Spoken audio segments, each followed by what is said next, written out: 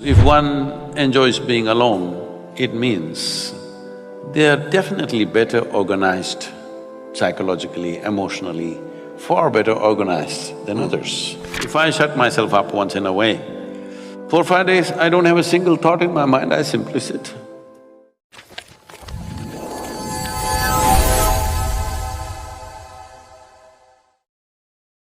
Personally, I've spent a lot of time by myself in the jungles of southern India, in the Himalayas.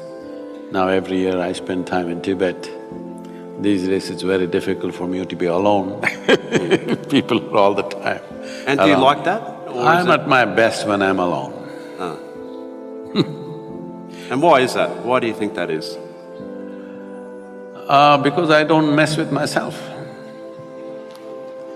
People sit by themselves and mess with themselves and make a mess out of themselves. If they stay alone, they'll go crazy, a whole lot of people. If one enjoys being alone, it means they are definitely better organized psychologically, emotionally, far better organized than others. One of the important processes of spiritual sadhana we give, the tools that we offer, is always to go into silence. People go into silence. From 3 days to 3 years, 4 years like this, people go on silence, not saying a word to anybody. In today's world where if they're having breakfast, they must take a picture of the breakfast, I'm having breakfast, if I'm going to the toilet, I'm going to the toilet. And when this is the world, to just shut up and sit in one place takes a lot. Initially it looks like a struggle, but once you really taste what it is, you can't be without it. You just can't be without it.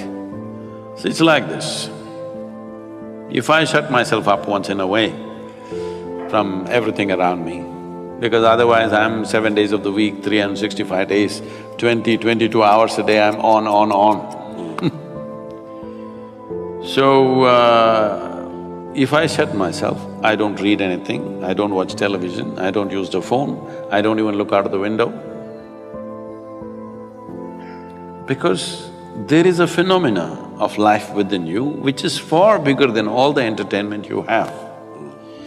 Because most people are only living with their psychological drama of their own thought and emotion, they get bored, they want to do something else, they want interaction. But if you engage with the basic phenomena that you are you alive? I'm just asking. Hello? No, please look at this. Please look at this in 24 hours' time. How many moments are you really live?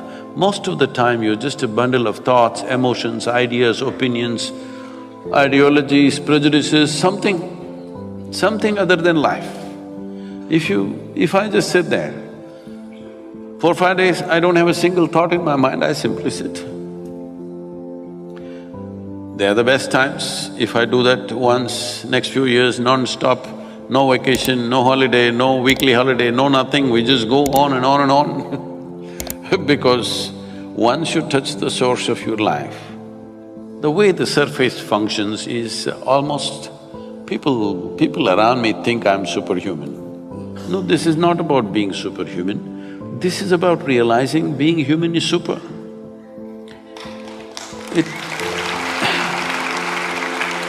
It is not for nothing that we are the peak of evolution on this planet. Hello? Are we? We are the peak of evolution on this planet.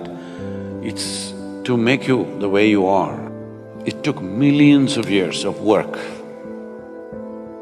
Nature has worked millions of years to get you to this level.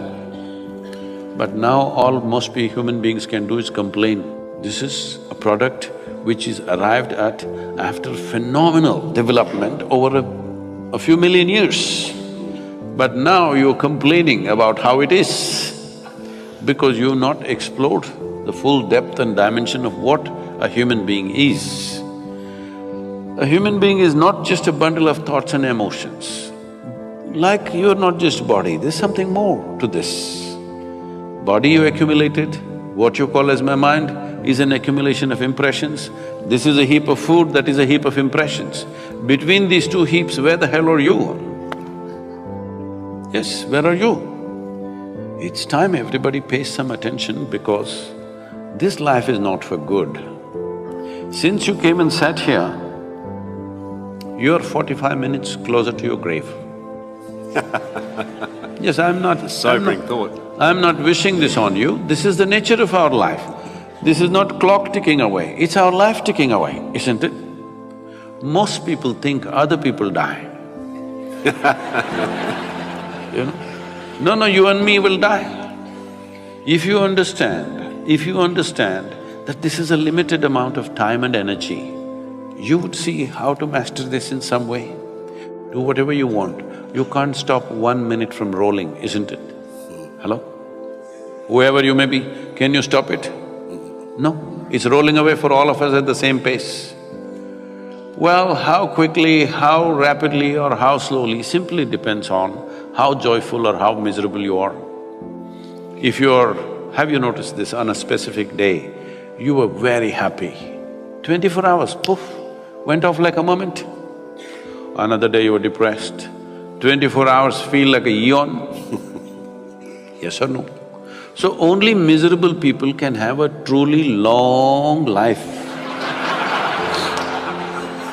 If you're really joyful, if you're very joyful, before you know what's happening, it gets over. For the possibilities that a human being has come with, if you live to be 100, it's really nothing. 100 is not a long life, 100 is nothing if you're really ecstatic, it'll just pass away like this in no time. If you're miserable, every day feels like 100 years.